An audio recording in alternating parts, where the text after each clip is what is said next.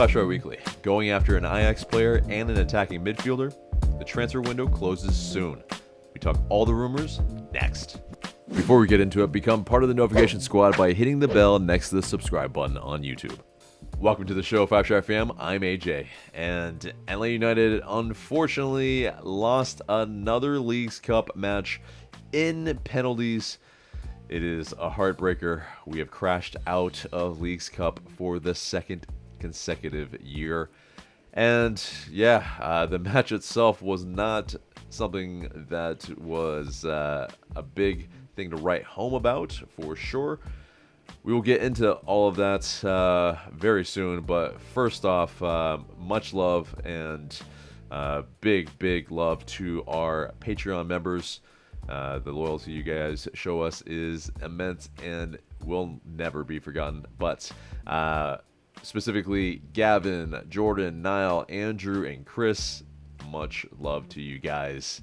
But yeah, so the Leagues Cup match against Santos Laguna ended in a 0-0 draw in regulation. But yeah, before the match, or at least for the 11, Ronald Hernandez, he was ruled out 4 to 6 weeks with an MCL sprain, suffered on Friday in training on the grass pitch at the facility.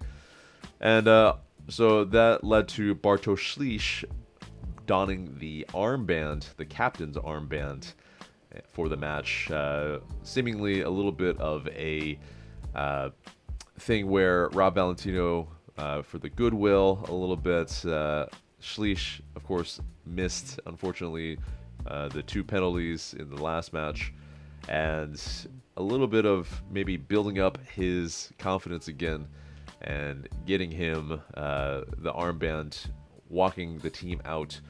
I can see why he did it, and you know, it's good on Valentino, I think, to recognize that a guy needs a pick-me-up, and especially in this day and age where, yeah, you know, there's a lot of abuse that players see, and yeah, hopefully Ślisz stayed off of the internet, but I'm sure, you know, well, the rest of his family, I think, definitely are pretty active on social media, and so yeah, it is something that I think on a regular basis players have to deal with, but Ślisz, yeah, hopefully he can bounce back quickly mentally, because that is a very tough thing to have to come back from. And yeah, hopefully he can work on his penalties as well.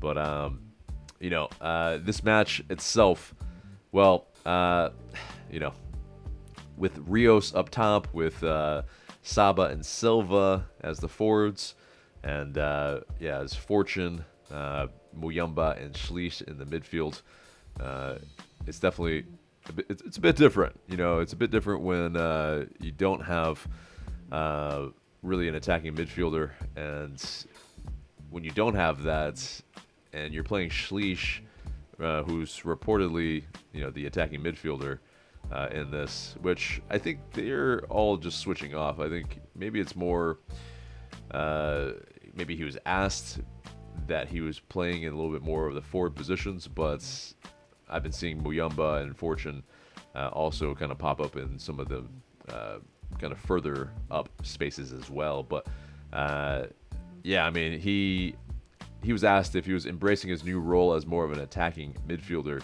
He said, quote, "Yes, it's a new role for me, and because like whole life I played on the defensive midfielder, but I feel, let's say, very comfortable in this position, and I try to give everything for the team. I learned this position because it's a huge difference between the defensive midfielder and the offensive midfielder, so it's not easy sometimes, but I think I adjust as soon as possible. I hope next game we're going to win, and we're going to play this playoffs, because for me, it's very important." Yeah, I mean, it's definitely, it's interesting that, you know, he is talking about that he's playing further forward. I think that's just out of, you know, just a lack of any other players that are able to play there. Maybe with the fact that you know, maybe Nick Firmino, I think there is the aspect where, you know, defensively,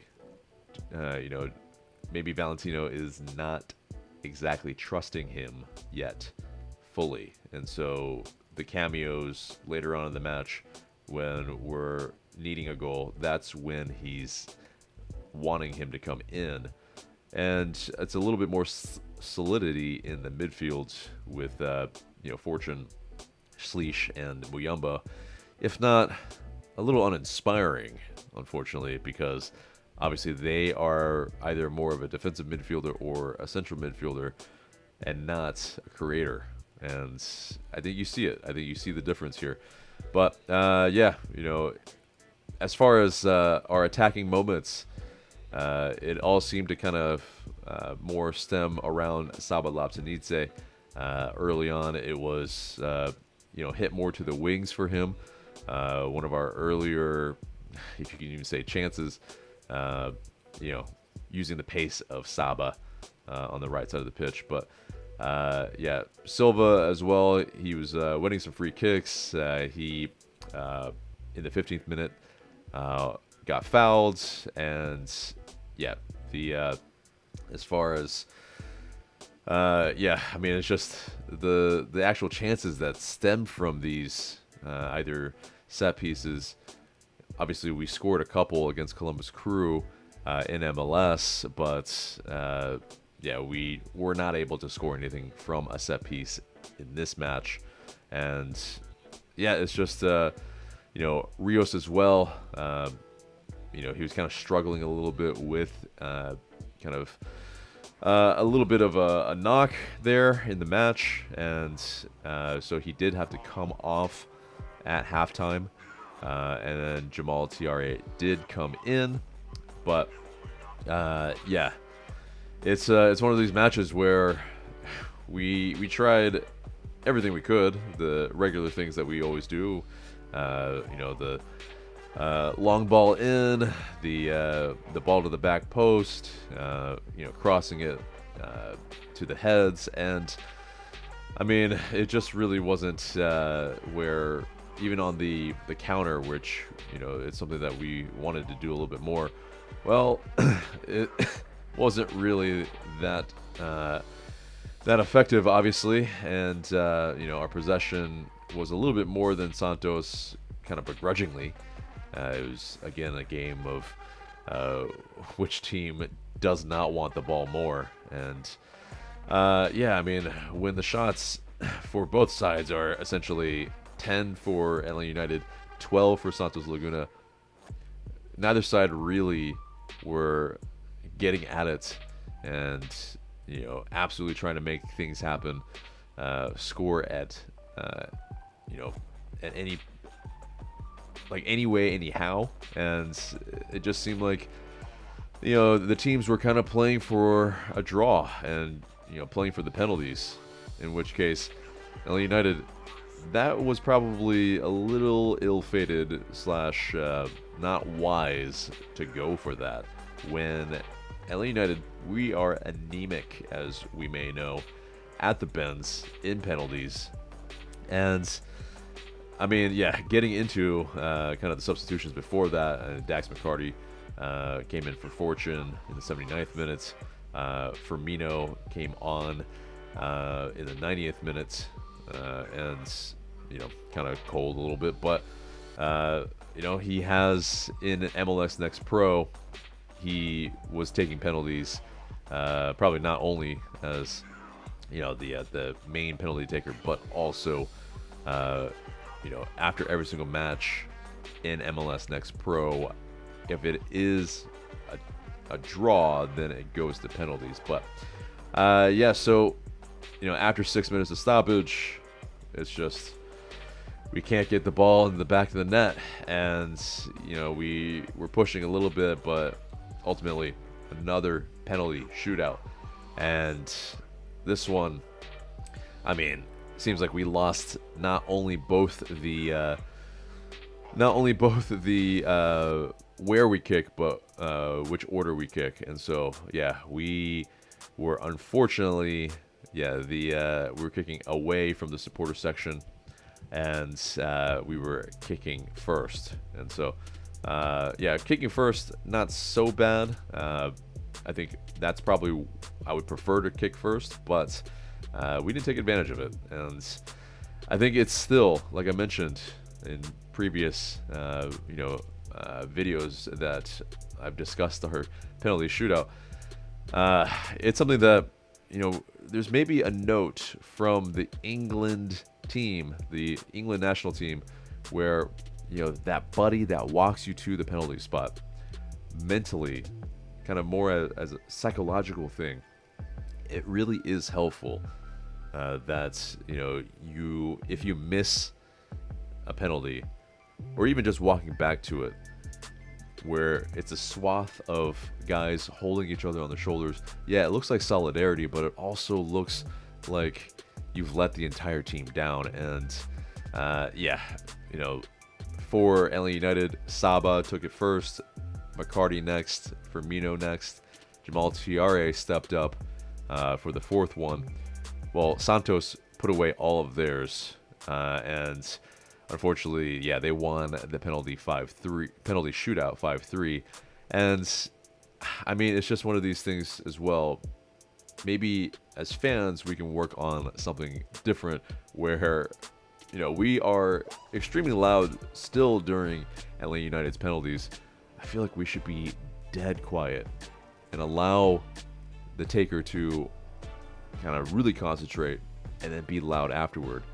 And then the noise will actually be impactful for the opposition when they're taking it. The ability for them to concentrate will be a lot more difficult. So, that pressure will be felt a lot more. But it just felt like, we were hitting the drums still. Kind of, I mean, it is one of those things where I think we may be feeling like, yes, that might be helpful. They feel support, but I think it's one of these things that we gotta try something different. And as fans, there's maybe something that we can do, and I think maybe that's the suggestion that could be possible that could help us out at home at the Benz, because so far hasn't been effective. And that is on the players as well, but it is as fans, we gotta figure out what we can do. But so this match, it's two home games in Leagues Cup. Both were winnable against teams that were struggling in the league, that are struggling in the league. I mean, Santos Laguna haven't won but 3 matches this calendar year, and they're in the depths of it. But yet they were able to advance at our home. The Benz is no longer a fortress, at least not this year. And it is just disheartening. We are just crapping the bed as much as possible in cup competitions, and it's just absolutely sad. But too many sloppy mistakes. Too many things where it's just when we have the opportunity at home, it should absolutely be taken advantage of, and it's not. And now we have a long break. Our next match is August 24th against LA Galaxy. And, I mean, fans should be rightfully upset, aggrieved, and especially when LA United, the front office, are saying, they wanted to, go far or win Leagues Cup. This is not an agreeable showing whatsoever. But let's wrap it up for this Leagues Cup match. Let's get into the news. And first bit of news is the Gulch, the umbrella supporters group for all of the supporters groups for LA United. They updated the 2025 season ticket kind of requests that they made to the LA United front office. There was a leaked version that was out there, but they did make a request to essentially just share the public version. So we'll talk about the public version, but they mentioned in their statement As many of you know, the Gulch brought the concerns of our memberships to the front office around the 2025 season tickets. Excuse me. Since the initial email communication around next season, the Gulch has been working tirelessly with the front office to find options that will work for both our collective memberships and their business. There are things that are being communicated internally to SG members. If you are in an SG, please keep an eye out for these communications. If you're not in an SG, feel free to look up one of the official supporters groups via the tags to join. As always, the Gulch is here to be the supporters' voice, and we believe that the hard work on fostering a successful working relationship with the front office is the reason we were able to come to these new opportunities. We will continue to work with the front office going forward to advocate for ticketing prices and access that reflect the needs of our community economically and holistically. So yeah, there were some concessions that were made by the front office. Fans, maybe the ones that saw the leak, didn't feel that it was enough, possibly. Others were applauding that the Gulch were able to get some concessions. Either way, however you feel about the Gulch and the requests initially, I think it has to be known and has to be brought awareness to that, because it clearly hasn't kind of sunk in for everybody, that the Gulch is working for all of the supporters, that they are wanting to make sure that every fan that is a season ticket holder, that it's not a thing where essentially it's just the people in the Gulch, the people in the supporter section, they think they're paying too much, and it's the 6 to 10% increase has become nearly almost 100% increase for the 8 years that we've been a club, essentially. And you have increasing everything, we get it, but the product on the field has not been commensurate to the raising ticket prices. So the freeze of 5 years, that request may have been laughed at by some people, but that's a negotiating position. So I think they definitely, the front office and the club, felt a lot of the cancellations from the fans that, with that, how many people are on the waiting list? Who really knows? But with the waiting list that's actually, maybe present, do they even want to have season tickets? Because it's pretty much public knowledge now that, the tickets a la carte, when you buy each and every single day, like not every single day, but the ones that you can buy for each match individually are cheaper than a season ticket. So as well, per match, well then, there's also the lack of quality that has been happening with any of the perks. The main perk that maybe could be lauded but isn't really taken advantage of by most of the fans is, the subsidized away ticket that you can get. But ultimately, I mean, it's like, fans want to see that there is value from being a season ticket holder / being a founding member. And it just hasn't been the case for quite some time now, and it's waning. The club needs to do better, and this is what the Gulch is for. They are the main communication to the front office, and so some plaudits need to go to the Gulch for the fact that they are absolutely trying to connect the supporters to the front office, and it takes time. These negotiations take time in order to make sure that there are some concessions and that supporters can more or less still get a little bit of what they want, and that there's compromise from both sides. So, and if we can get more than that, fantastic. But that comes with a unified support. And however you feel about protests or whatever, I mean, that's really the way it gets done. Because if you don't, well, then the front office is just going to run all over us. And, I think we've seen that they have. And these are the consequences, is that, people, whether you feel like, okay, yeah, the ticket increase, not a big deal. Well, next year, maybe if nobody said anything, they increase 15 to 20%. Who's going to say anything then? Right? Like, these are the people that represent us to be able to do that, and they're looking out for the best interests of the supporters on a whole.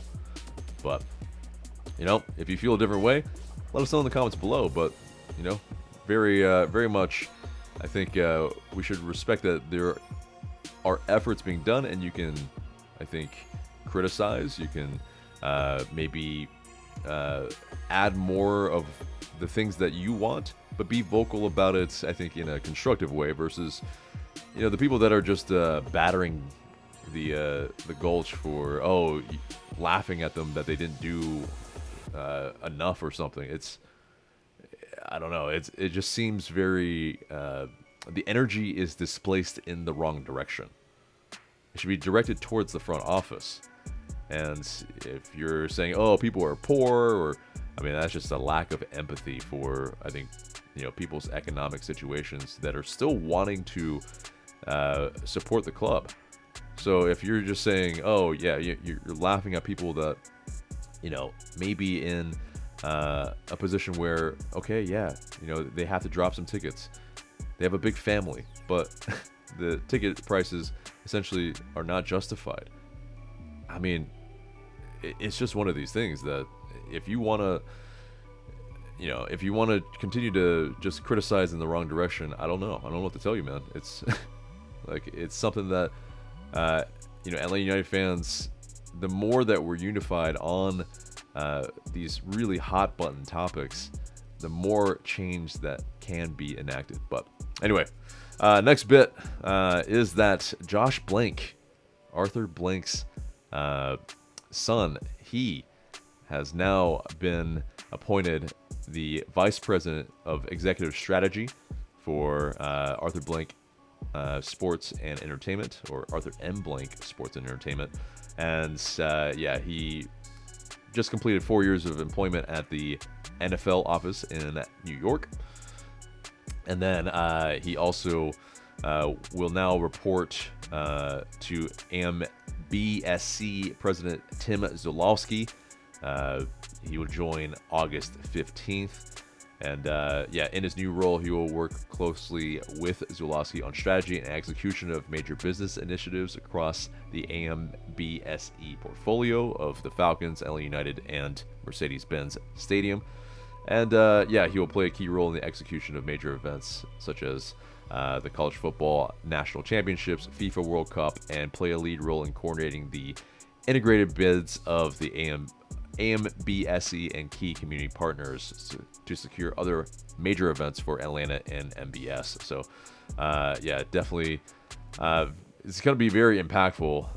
And he is a person that is a current member of the MLS Next Pro Committee, and he will serve as Atlanta United's governor for MLS. He also is currently serving on Elon University's Young Leaders Council as a board member, and is on the alumni board for Pace Academy. He has previously, played soccer at Elon as well. He currently holds a U.S. Soccer Federation E and F coaching license, and he continues to play soccer as well, apparently. So, definitely. Some will say nepotism. Some will say, this is, someone that is working his way up in his father's business. And so definitely that is, something that's, I think, there needs to be a successor at some point, probably. And at one point, Arthur Blank will not, always be the owner. There will need to be somebody that does inherit it, and whether it's Josh Blank or his other offspring. Well, then we'll see. But definitely he's playing a part in his father's business. So I think hopefully he can do an amazing job. Hopefully his head is screwed on right for everything that LA United wants to do. And hopefully he has the best interest at heart for the club. But next bit of news is that Garth Lockerway, he declared we're back on 92.9 FM, local radio station here, and he was it seemed a little tongue in cheek, but also the fact is that he said it, and he said it a couple times, and he also mentioned that we're going away from a buy, sell, repeat model with young wonder kids, and are going to go with a little bit more of the model of a prime age buying winners, and that is a little bit evident with the Alexei Miranchuk transfer, where it's a Europa League winner. He's a guy who has won things in Europe, and is 28 years old. Definitely in his prime. So but he said as well, one more player hopefully to be brought in before the August 14th transfer window closes. I mean, there is some grievances that people are having with the declaration of we're back. He mentioned that having an elite chance creator is really going to be a shot in the arm for the club. Obviously, it's remained to be seen, and him saying this kind of a little bit before the Leagues Cup match, I mean, the Leagues Cup was just, we dropped an egg, and we weren't able to score against one of the worst sides in Liga MX in Santos Laguna, and then as well, one of the few sides that are in MLS that have never advanced in Leagues Cup. It's just not good. And yes, you do have him coming in, but to say we're back is a little premature. And I think that type of bravado, I think, is best reserved for when we actually do things, not when we're in the midst of a competition that we didn't win the first game. So any of these declarations, I think, need to be a little bit more measured, because it's not going to go well and go over with fans very well when you're saying those things, and it's a head scratcher. But so there is an announcement from LA United that they have signed their 21st homegrown. From Warner Robins, Caden Moore, center back, he will be a homegrown in 2026. Another center back has joined the fray, he has been playing for the Twos recently, and has been obviously doing quite well. But so first transfer rumor of the week is according to Foot Mercato, French midfielder Enzo Bardeli of Ligue 2's Dunkerque is gathering interest from LA United, also Real Valladolid, US Lecce, Sunderland, Alkmaar, and FC Metz. Valladolid, they are in La Liga, and that's definitely that's the big one right there, that if Bardeli is wanted by Valladolid, well then, I mean, he would probably try to go there, or FC Metz, a Ligue 1 side. So the 23-year-old, he's signed with Dunkerque for another 2 years. He didn't miss a single minute last season. He scored 3 goals, had 5 assists. He also got called up by Thierry Henry in his preliminary list for the Olympics, and he was amongst the players who provided the most key passes in Europe, according to Scout. So, yeah. Some reports that he's 5'4" or he's 5'8". It really can't be corroborated yet, but yeah, according to at least Transfermarkt, he is 5'8".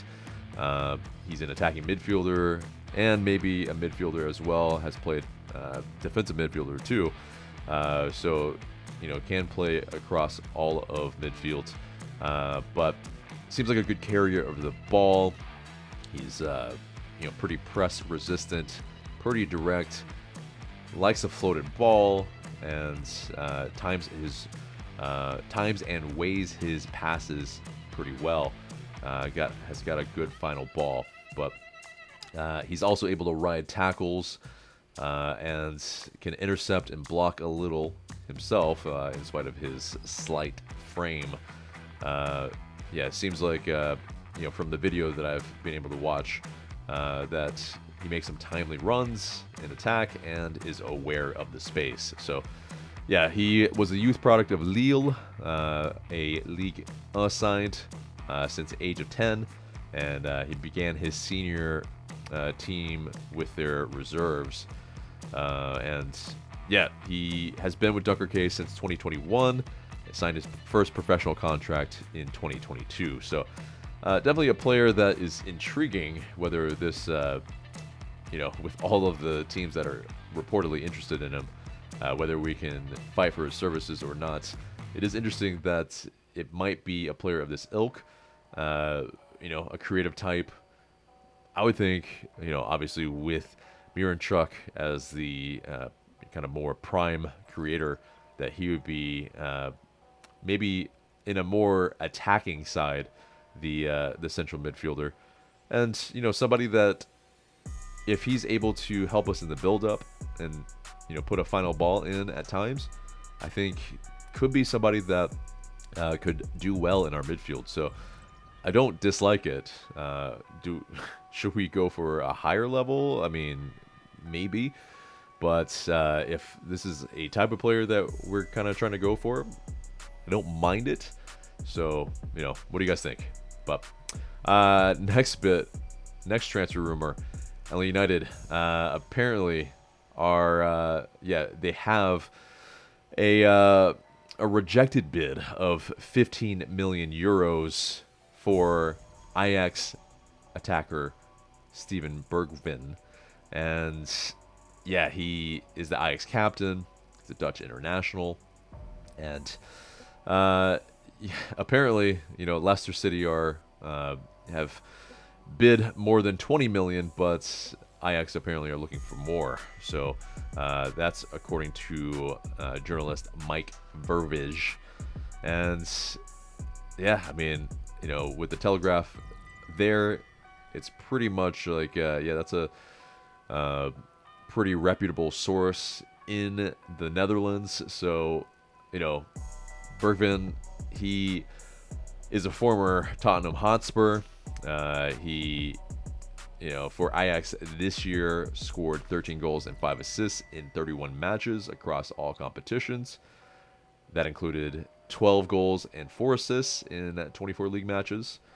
And yeah, they unfortunately finished 5th in the Eredivisie and failed to advance out of the Europa Cup group stage. So not a banner year for Ajax, but the 13 goals and 5 assists is pretty decent.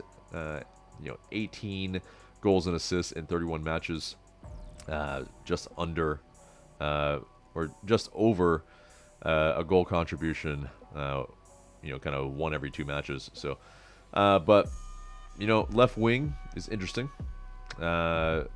He is a player that can play striker at times as well.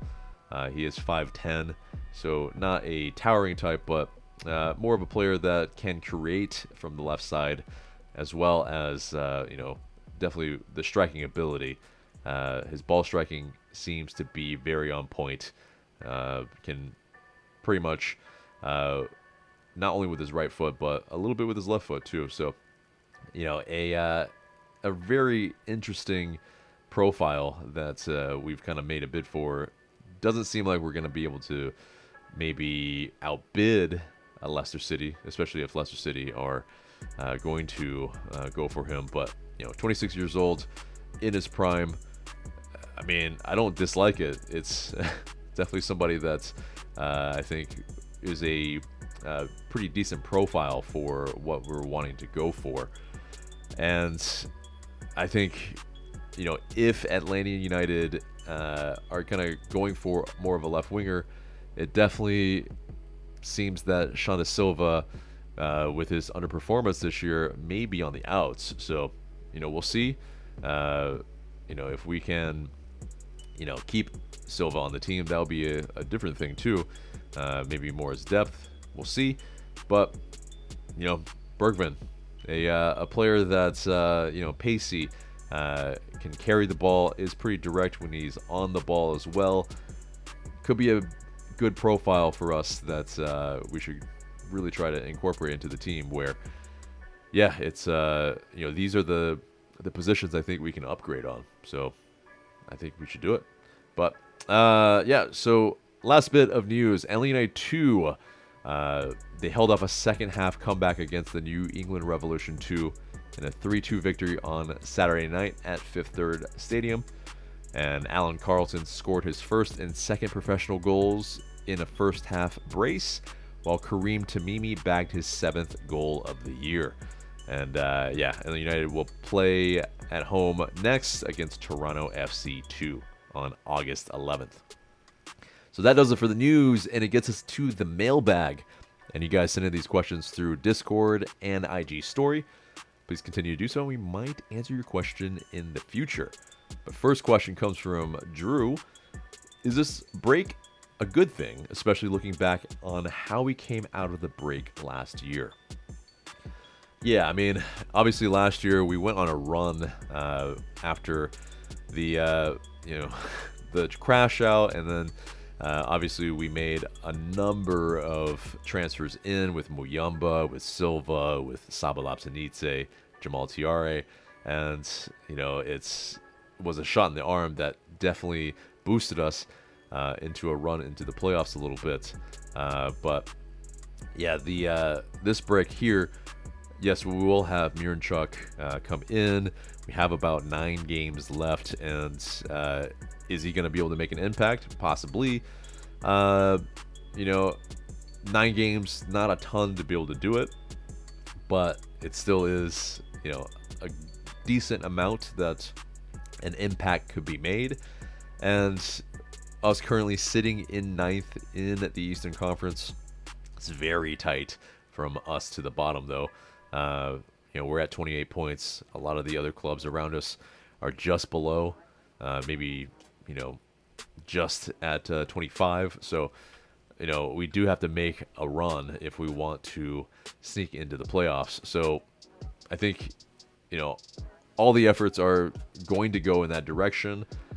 I think the break is much needed. There is also some training that can be done to implement some of the ideas that Rob Valentino wants to put in, because it seems like the job is his for the rest of the season. There hasn't been a search firm hired to hire a new head coach yet. So, that apparently, is the status quo. But next question comes from Greatest Josh Cohen fan, and he asks, who's on the chopping block with our 2-week break? Now, to decipher maybe what he means, who's on the chopping block with a 2-week break, maybe, who is somebody that's maybe starts to sit a little bit more with, kind of the involvements. I'm not so sure. It's we're probably going to need every single player on this squad, but I think as far as, maybe the players that are not going to see as much playing time, well, I think we saw Edwin Mosquera come on, make a cameo. You have Tyler Wolff as well, a wing option. I think they will play, but I think, with Saba and Silva, I think those two will probably get the lion's share of the minutes unless Silva just continues to maybe not, really be producing. But, yeah. Next question comes from Ethan, ATL UTD 17s. Can Garth Lagerwey's model of team building still compete with this new era of super teams, quote unquote, LAFC, Miami? I mean, yeah, it's definitely going to be difficult. I mean, there isn't one way to just build a squad, but yeah, LAFC, of course, they just announced Olivier Giroud and might be also bringing in Antoine Griezmann. I mean, that's very annoying, and they don't really even need those two players at the moment, but they are getting better, and yeah, the French contingent is just insane. How they're going to get away with the roster structure to be able to bring in these players is definitely a wonder. But yeah, it's this. LA United were hamstrung by bad contracts from the past with the U22s, not the Super, but the DP U22s. And yeah, I mean, as far as the MO, I mean, we could go that route, but yeah, we really have to kind of make this a sexier project for people to want to take a part of than, just overpay for players. Because I think we've seen if we overpay and they underproduce, well, then we're kind of stuck with them. And that makes life very, very difficult when you're trying to be a very competitive championship-winning side. Next question comes from SOM13R. I'm going to maybe guess that that's Somir. But he asks, how soon do we buy out Xande? Since we just made him permanent this year, I highly doubt that we buy him out this year as well in terms of, if it's next year, if he, just underperforms the entire season and, maybe we bring in a DP, left winger, well then, him off the bench isn't too bad for this season. Next season, maybe we look to kind of move him on a little bit, maybe eat a little bit of the contract. I think he would be attractive in this league, but or maybe it's just a straight buyout. But Xande Silva, yeah, I think has a long way to kind of be a stalwart on this team. It's he definitely needs to produce at a level that's much greater, I think, than what he has so far. But yeah, so next question comes from Pabst in ATL. Should Atlanta get a European coach? I mean, I think if you're talking about a coach that's coaching in Europe, absolutely. I think we should.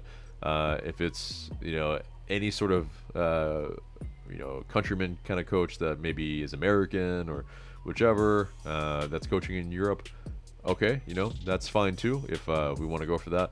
But yeah, I think the European game, there's just levels to it. And, if they have some familiarity with MLS a little bit, I think that is obviously a good thing. How much that entails is a different thing. But I think, we should go for pedigree. I think we've seen with Dean Smith at Charlotte FC that, a coach like that who's able to really implement his ideas, he can turn around a side very, very quickly. In Charlotte, he's got them playing the best football that they've ever played. I mean, yes, they are a very young side as far as, in this league, as far as, they just came in. But, his ability to make Charlotte just that 20% better, that 80-20 Pareto rule, well, I think we should maximize every advantage we can, and I think that's something, if it's a European coach, hell yeah, I'm down. Next question comes from, let's see, Land Guy in ATL. It says, what happened to the 16-17 players Boca was talking to? Well, so yeah, Bocanegra did mention that there were about 15 players that they were speaking with. I think we saw maybe a couple in the news. Not every one of them is going to get leaked. So, yeah, hopefully Atlanta United can get a player in before the 14th. Yeah, it's coming up very, very soon. So, yeah, we have some very quick business to do. But next question comes from Elias Bonilla _10. What other positions should Atlanta United strengthen, and should the board consider keeping Rob as head coach? So as far as the board considering keeping Rob as a head coach, I'll get to that second, actually. So what positions should we strengthen? I think midfielder is a big one. I think we need a goal-scoring midfielder badly. And to have no goals coming from midfield, it puts a tremendous amount of pressure for the forwards to produce every single match. And if you can spread out the goals around the team, then there's less pressure for us being not only kind of one-sided or kind of one-faceted, but I think, it also takes some pressure off of the strikers too, even though, it is their job. But absolutely, Atlanta United have been just not scoring from other positions across the pitch to begin with. But I think, yes, another forward would be very, very good, whether it's a striker, whether it's a left winger, maybe one that can play a little bit of both, like a Bergwijn. I think that'd be good. That'd be someone that, can create, can also, with the striker core that we have right now with Rios and Tiare, who offer, a little bit different things, but still mainly target forwards. Someone that can run in behind is, I think, very much needed from a striker standpoint. Someone who can play on the last line and can pretty much stretch the defenses so that we are closer to the goal when we are attacking. But yeah, as far as keeping Rob as a head coach, I think he's got a lot of things to prove still this period, where he's got 3 weeks essentially to coach up the team a little bit in his image. I think will be huge in seeing if he can really solidify him as a head coach, or it's a sink or swim moment. So I think it's definitely kind of the watershed time for him to essentially prove himself. So I think the jury's still out on Rob, but we're rooting for him. We want him to succeed. All right, so let's see. Next question. Debbie Miller asks, why does Dax not start each game and wear the captain's armband? He's a solid player. I think his age is probably the biggest thing here. Obviously as well, Goose being the captain in general, it's going to be anytime Goose is on the pitch, he's going to have the captain's armband. So, but Dax on maybe these League Cup sides, yeah, I mean, I don't disagree, but I think there's a little bit of a hierarchy with the players that have been on the team the longest, and it seems like Ronald Hernandez being the next person kind of longest, and then Brooks Lennon. Those are the guys that are up next. But yeah, Dax, I mean, he's solid as veteran depth and experience. He has been, I think, everything that we can ask for. Yeah, and let's see. Last question comes from Haynes. Oh, this is a tough one. Haynes Skin Jen Joyer. I have butchered your name, but it's all together. So, yeah, in a pinch, I'm not really able to kind of read that fully. But yeah, they ask, should we forget about 2018 and just accept that we are not a top team anymore? Well, yeah, I mean, we've been masquerading as a top team for some time now. I don't think we should forget about 2018. I mean, those are absolutely beautiful memories. And, yeah, accepting it, well, we shouldn't accept that we're not a top team anymore.